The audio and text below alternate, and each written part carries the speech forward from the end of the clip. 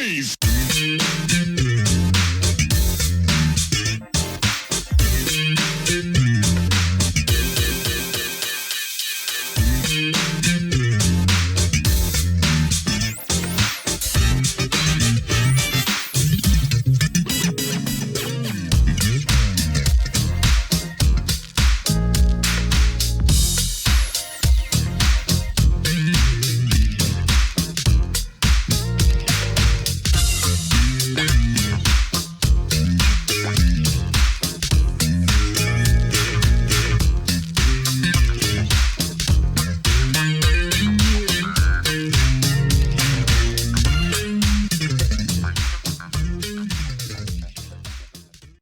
Welcome back to the next part of this Truth and Rhythm episode. Be sure to subscribe to this channel. If you've already done so, please share it with friends. Also become a member by joining Truth and Rhythm on Patreon, or consider donating at funkinstuff.net. Thank you so much for your interest and support. Enjoy. What about vocally? You know, how much did you guys impact the arrangements, or how would you decide who would do lead and that kind of thing? Well, that's when we finally got the opportunity to participate in the creation of it. And because we were twins, you know, we kind of knew who should sing what part.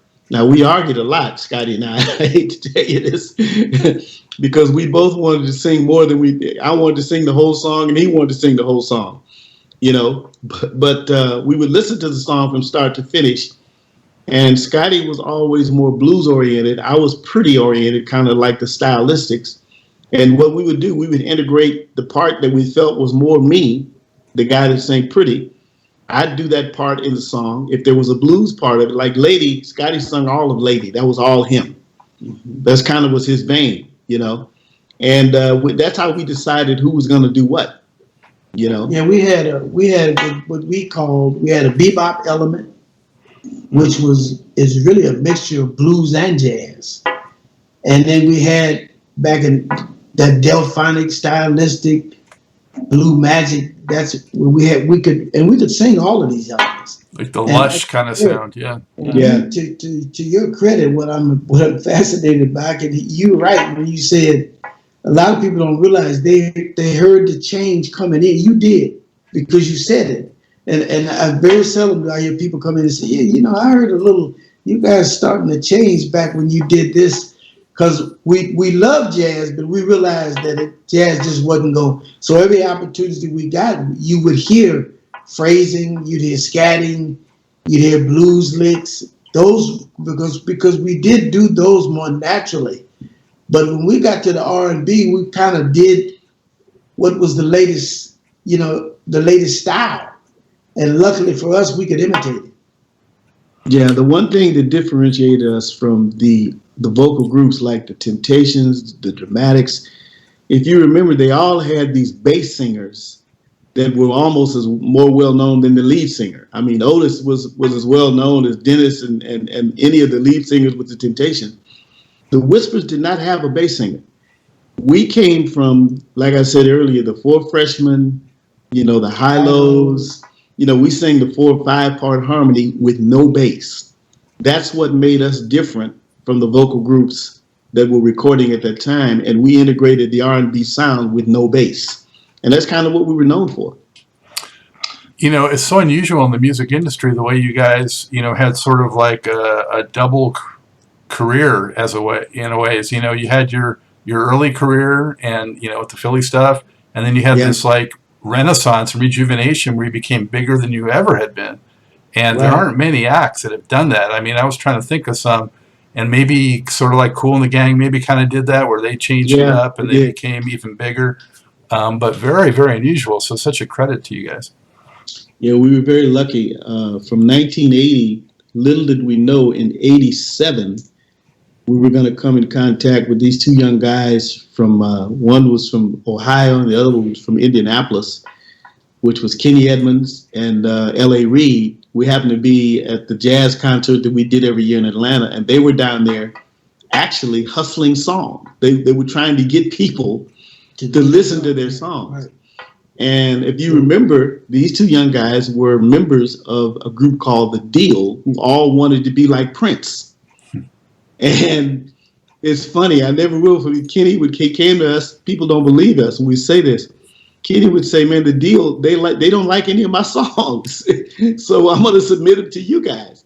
And if you remember, when we came within the mood, The Deal didn't like that. The Deal, if you remember, they looked like Prince.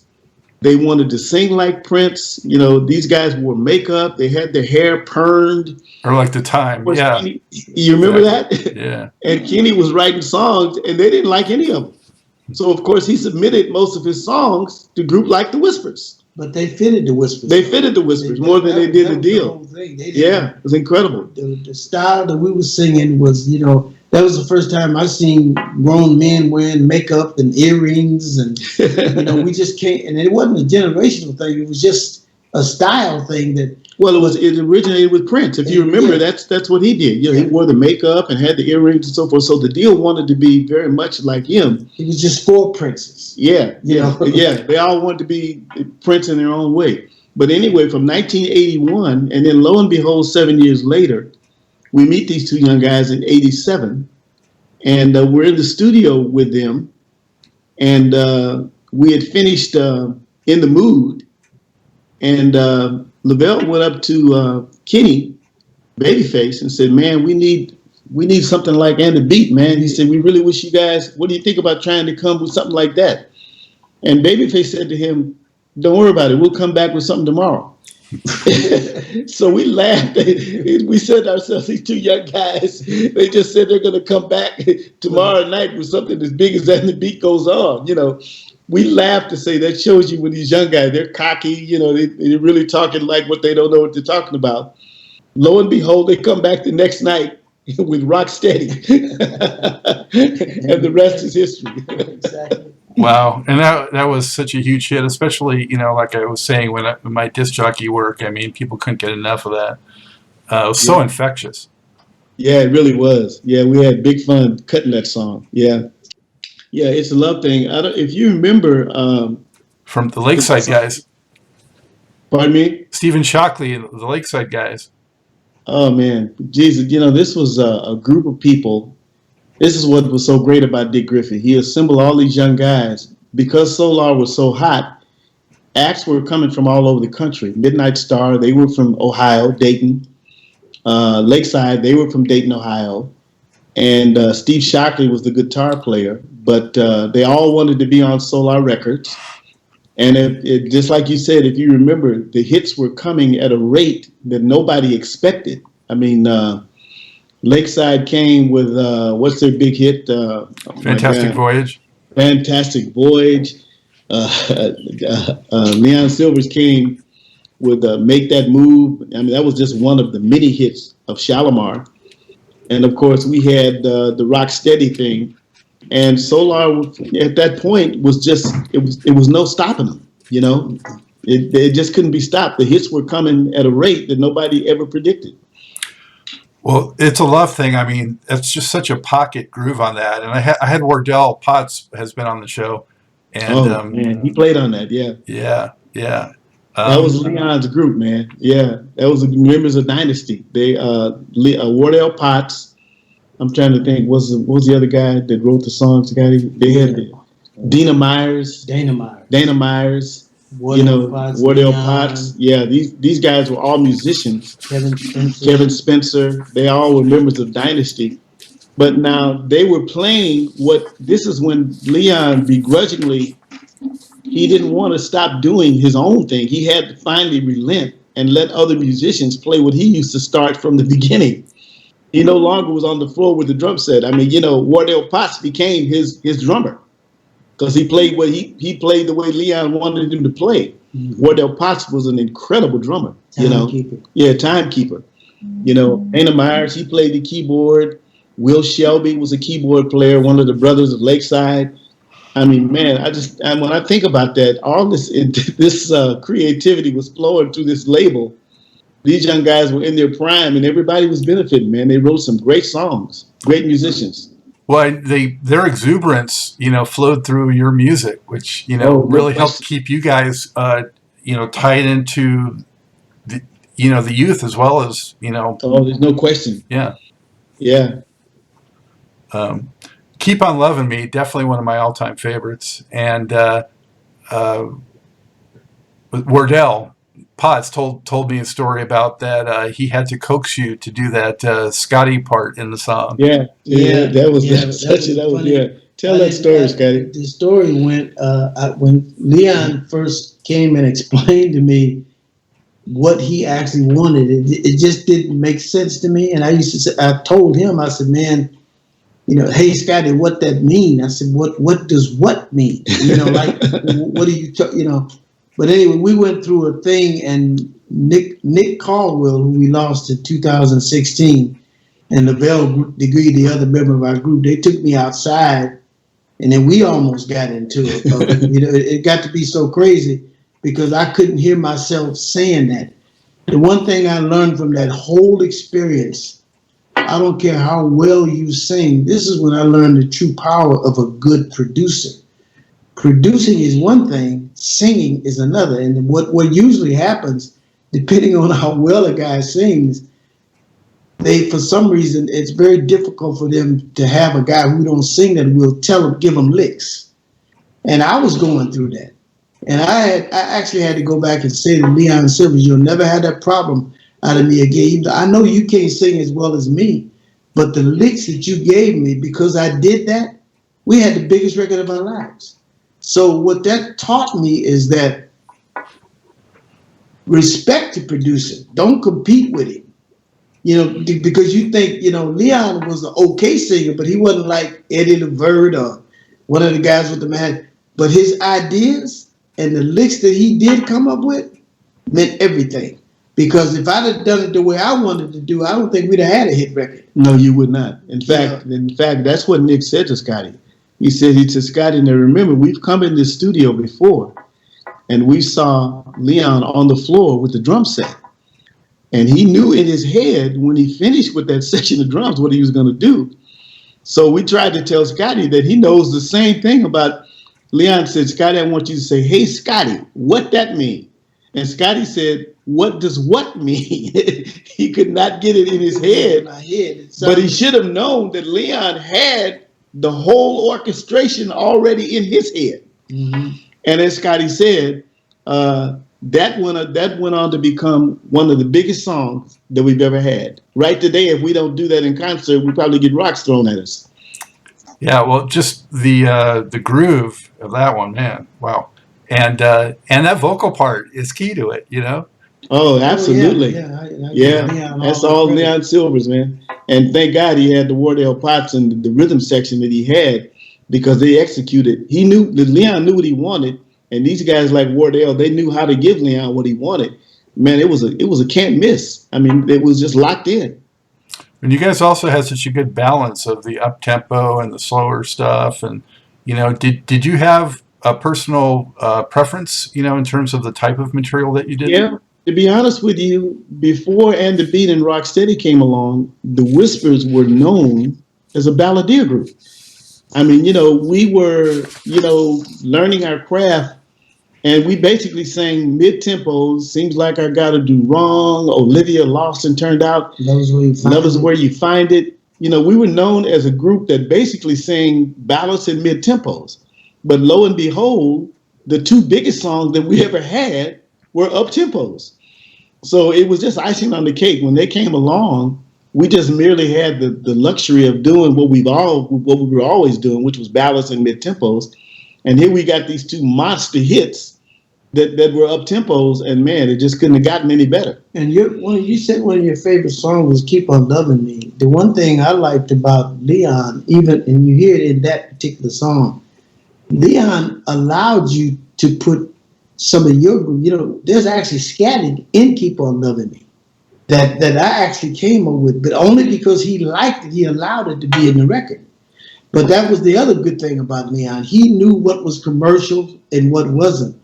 But like Walt said, the biggest thing, he knew in his head what the results was going to be anyway, because he had it all figured out. But Leon was one of these guys that Like we kind of mixed. When you hear rip bip bip do ba do do bop, that ain't nothing but bebop. When Leon heard that, he said, "Oh yeah, that worked for the record." Now, "Keep on Loving Me" was one of the biggest up tempos that we had, and that was R&B mixed with bebop, in my opinion. Yeah. But it's because he allowed it.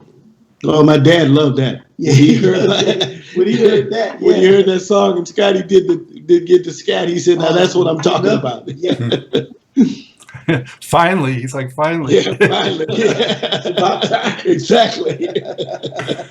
Well, those records, I mean, they sounded perfectly at home on the radio or in a club. You know, I mean, they just were ideal for any environment, and of course for your shows. You know, and what were your shows like in those days?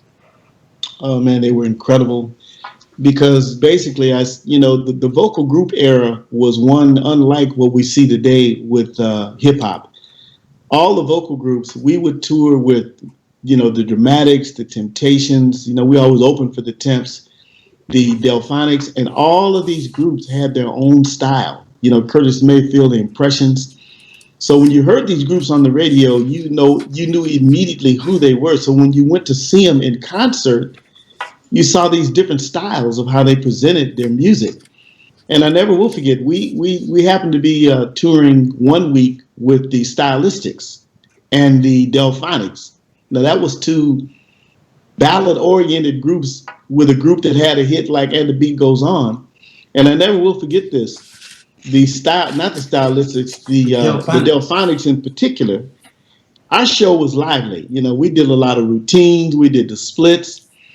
And the guys in the Delphonics, for some reason, I think they got a little intimidated because the crowd went so crazy about what we were doing. They attempted to do more up tempos than what they were known for. And I never will forget. I told the two brothers, William and his brother. I said, "Man, you know what? Be what you are. You can sing your hits all night long. You don't have to do no up tempo that sounds like "And the Beat Goes On." You know what I'm saying? I mean, you got enough hits, but they really, for one night, they tried to do more up tempos and be like it came out of their bag. Big mistake. Big mistake. And you know what? From that point, years later, we saw them. They said, "Thanks for giving us this advice," because every group had their own style. If you saw the Shy-Lights, with Marshall and the lead singer there, what's his name? I forget the lead singer. Yeah, absolutely. They had their own style. The OJs, they had their own style. The Temptations had their own style. The Dramatics, and people loved it. It was such a great time to be on tour with these groups because it was R&B actually personified. It was R&B at its best. Did you ever go out on like strictly solar type bills? Yeah, we went out with the Solar Galaxy of Stars, and boy, what a tour that was. Now, we probably were the oldest group with the biggest hit, but this was when we went out with that package, Shalimar ended up being really the biggest attraction because their hits were so big. But I never will forget this. It was Lakeside, Shalimar, Dynasty, and the Whispers, and Carrie Lucas. And man, we just filled the arenas. I mean, we packed it in. It was just an incredible time for Solar Records. Yeah. Now, Rocksteady, was your only top 10 pop chart record. Did you guys ever wonder why you didn't have more crossover hits? Yeah, well, I think at the time it was the way that the industry was because "And the Beat Goes On" was bigger than Rocksteady, and it should have been a pop hit. Mm-hmm. That's the one that we got nominated for a Grammy, but yet Rocksteady entered the pop charts, which tells you where the industry was then. Mm-hmm. Because there's no way that if "And the Beat" sold 2 million and Rocksteady sold 1.5, you'd have to assume that "And the Beat" was a bigger pop hit than Rocksteady, but it wasn't perceived like that. Yeah. Yeah, I was surprised when I went back and looked and saw that there was actually only one top 10 pop hit because it seemed like I said, like so many of them were crossover hits in my mind. Yeah. But you guys did an amazing thing also in that you kept charting hits into the 90s even. You went to Capitol and you had success there. I mean, how do you think you kept it going so long when so many others fell by the wayside? It was the two things. We had enough sense to record R&B music, and we were smart enough. By the time we had got to Capitol, they had given us the opportunity to have our own production company. And, it started, but little did we know, Capitol ended up closing down the whole black section of music. But more of the night, you're right, our fans were, man, just loyal. Even to this, here we are 54 years later, and our fans are the biggest reason that we're still here. Thank God we sang R&B music. You played it, so the staying power. R&B music will never go anywhere. And we recorded 27 albums of R&B music. So man, it just gives us a great advantage to go out to this day because we can still sing 54 years later. And we worked before the COVID-19 came along. We worked about 8 months out of the year. Doing the same thing that we've been doing our whole career. Wow. And I mean, you incorporated, or the producers, whoever, incorporated some current elements and the sounds of those 90s records and into the 2000s, but never where it became so trendy that it wasn't the Whispers, Oh, no, we had enough sense. Yeah. Keep it simple, stupid. Yeah, and stay who you are, Be who you are, not who you ain't. Yeah, our fans, they tell us all the time. We always know when we hear a Whisper song that it's the Whispers. They're not trying to sound like anybody else. And we value that. We've always tried to sing the way we sing, never tried to be anything that we weren't. And it's worked because here we are 54 years later. That's quite a long record. It's incredible. Just congratulations so much to both of you guys. So let's talk a little bit about that new record. I heard it or I read that it had been kicked around a while. It was kind of waiting for the right moment to come out. And for better or for worse, given what's been going on in our world, the timing is right. But can you talk about that? Yeah, it came about, we were all at home. If you remember, COVID-19 had everybody at home. Nobody was out. And that particular day, we were all watching TV, and George Floyd ended up with that knee on his neck. And, it was devastating. I had never seen anything like that on television. And we were in the process, before COVID-19 hit, we hadn't recorded in a long time. So we were in the process of trying to come with a new record that had nothing to do with the message oriented. We, like I told you, we were kind of known as balladeers, mid-tempo guys. So we were coming with a song that really addressed the ladies like we always did.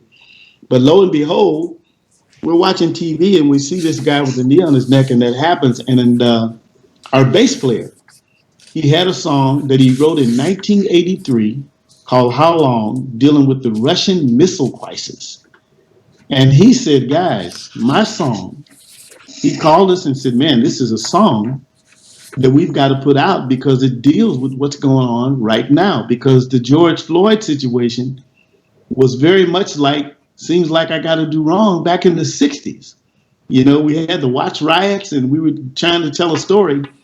So when we heard the song, How Long, the lyrics just lent itself to dealing with what the situation that we're in today. So we said, man, we got to get this song recorded and put out. But of course, we're in the middle of COVID. How are we going to do this? Well, Lavelle lives in Las Vegas. We live in Los Angeles. So we called Lavelle. We said, man, look, you got to get down here. Can you fly down? We can record in Scotty's garage. Lavelle says, I'm not getting on a plane and flying nowhere. You got to be out of your mind. He said, I'll drive down. So he came down from Vegas. And we actually recorded the song How Long in Scotty's garage wearing masks. Now, Scotty's wife is a stickler for social distance. By that time, this was in April, everybody was wondering how we were going to get this done. So we'd go out and Magic, the bass player who lives in Atlanta, he did agree to fly out with one guy, with his mate. And we got the song done, recording it in Scotty's garage. I'd go out, take my mask off, sing my part, put the mask back on, go back in Scotty's house. he'd come out in the garage with Magic, sing his part, and so would Lavelle. And that's how we got the song done. And the lyrics, we think, really deals with what's going on. It dealt with what was happening at that time with the murder of George Floyd. And we were asking the question simply of how long are we going to have to keep putting up with this? And that's how it got done. And we're very proud of it because we think it really deals with what's going on today. Yeah, I mean, congratulations on it, and especially having to deal with all that to get it done. Oh man, it was, but we were determined, we wanted to get it done. When I first heard about it and saw the video, I was just first thing I was just glad, you guys were back again. Yeah, we were too. And then, hearing and seeing, how timely it was too. I mean, it's just so poignant and resonated so much. What kind of, feedback have you guys gotten on it? It's doing well. We didn't get the, it's all through the internet, on the different platforms, it's, Spotify, Apple, it's all over the place. And we're doing what we're doing today. We've gotten pretty good internet airplay on it, and it's doing really well. It's in keeping. Most of our fans are really appreciative of it because it's in keeping with what we've always been about. We've always had the message music starting with "Seems Like I Gotta Do Wrong" to Olivia, "Lost and Turned Out," and then here we come with How Long is kind of in the same vein. So our fans appreciate it very much. But of course, now we're very much, we wanted to get something out for Valentine's Day, but here in Los Angeles, the COVID got worse. So it kind of held us back putting everybody together. But we're hoping that we can come with something in April or May, that's new. We can, go back to what we were planning to do. But so that's what we're in the process of trying to do now. And, as far as recording goes, I mean, you guys were just mainly preoccupied with performing the past decade or so and weren't going into the studio, or? Yeah, we performed, hadn't done much recording. As I said, we did mostly touring. We tour about 8 months out of the year. Our schedule, we've been playing the same venues for over 30, 40 years. So, we just really enjoy that. But man, COVID, man, I've missed what I can't wait to get back on stage in front of our fans because, wow. As you know, I mean, this has really been something, man. I mean, it's shut everything down completely in terms of music. The last thing people want to do is be in an audience, with someone singing in front of them, Yeah. But I think things are going to light up. I think I think before the year is out, we're going to get back out there. Well, I sure hope so. I'm so glad, you guys have kept safe during this madness. Oh, yeah. Do you think we might see a new record end of the year? Oh, definitely. Oh, yeah, definitely. Yeah. I think you're going to see the record even before you see us. Yeah, we're going to put something out. Hopefully, it's been too long. Matter of fact, I can tell you exactly because we're very excited. We have a record that we're just waiting to get it out. It's simply called "It's Been Too Long," and we're very excited about it. When you hear it, you say, "Yeah, they told me about this record." Yeah, that's and the Whispers. It's straight up Whispers. It's nothing else. We're not trying to be nothing but the Whispers, but we're very excited about that. Just remember that title. It's been too long. We're coming with it as soon as we're able to. Oh, man. Well, so before we wrap this up, guys, and definitely looking forward to that record. It's good news for sure. What would you say through this all of this great career you guys have had, and without talking about that, and the beat goes on, what are you most proud of accomplishing in the music business? Well, let me start with this. I'm most proud of us, and I tell young kids this. We speak to them a lot of not giving up on our dream. When we started out in the projects in Watts, California, we had no idea that we'd have a 50-year career. But what it really speaks to is that 1978, 79, if I remember, I told you about how disco came in, and we kind of considered, man, if this don't work, how much time, our parents were saying, you got to do something constructive. Thank God, I'm so proud of the fact that we stuck to it.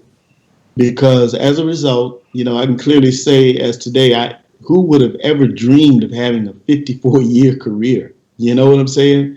And so we tell young people all the time, if you have a dream and you really believe in it, stick to it. Don't give up. Because the Whispers are a prime example of, by sticking with it, the longevity can come about. Yeah, he says that we couldn't, pretty much it sums it up for the whole group. We're all still, I'm shocked today. I mean, the fact, I remember Dick Griffey said years ago, we laughed at him. We had a little battle with Dick where we had to go to court. And we got in a little mix up. But he told the judge, he said, man, these guys, they're going to sing till they're 80 years old. And we laughed at him. But little did we know, he was right. I mean, if anybody had told me that I would be, I just turned 75 years old. I'm not ashamed to say it. And I pretty much singing the same key I've been singing it all my life. Now I've had some ups and downs, some things that I'm not so proud of, but as far as vocally, if anybody had told me I'd be singing 54 years, I just wouldn't have believed it. Yeah. And so that's the greatest thing as far as I'm concerned. And like I said, for the young people, that's what you need to look at. If we can do it, you can do it. Yeah. Great songs never go out of style. Yeah. You're right. Yeah. So how can everybody keep up with it? Do you want to plug anything where they can find out when that record's coming out? You can go to thewhispers.com. We're on all of the platforms, the Spotify, Apple. The lady that you talked to, Willette, you basically contact her and she can give you all the information on where we can be seen and heard, what we're doing. And hey, our fans, we love you for sticking with us. That's all we can say. Well, thank you so much on their behalf for all the great music in these 50 plus years. And I hope there's a lot more still ahead. And thank you so much for doing this, guys. Really appreciate it. Oh, thank you, man. Thank you so for much. having us. We appreciate it. God bless. Care. Okay. All right. Bye-bye. Bye-bye. I hope you enjoyed this episode of Truth in Rhythm. A big thank you goes out to our guest as well as to you, the viewer and listener. Also, much gratitude to Pleasure for supplying the show's funky opening and closing music. As a reminder, you can always access the complete list of linked shows by episode at funkandstuff.net. I urge you to support this program and receive the extra benefits along with that by subscribing to the Funk and Stuff channel on YouTube and sharing it with funk, R&B, and jazz lovers, joining Truth and Rhythm's membership program at Patreon, submitting a donation at funkandstuff.net, buying Everything is on the One, the First Guide to Funk book at Amazon, shopping at the Funky Things store for cool merchandise at funkandstuff.net, and linking through funkandstuff.net for all of your Amazon purchases. In addition, if you're an artist or anyone seeking proven, results-oriented professional marketing, PR, writing, or editing consultation or production, check out the media services section at funkandstuff.net.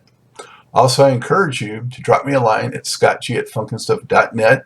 I love the feedback, suggestions, guest requests, appearance and sponsorship inquiries, and just talking about my favorite subject, groove-based music.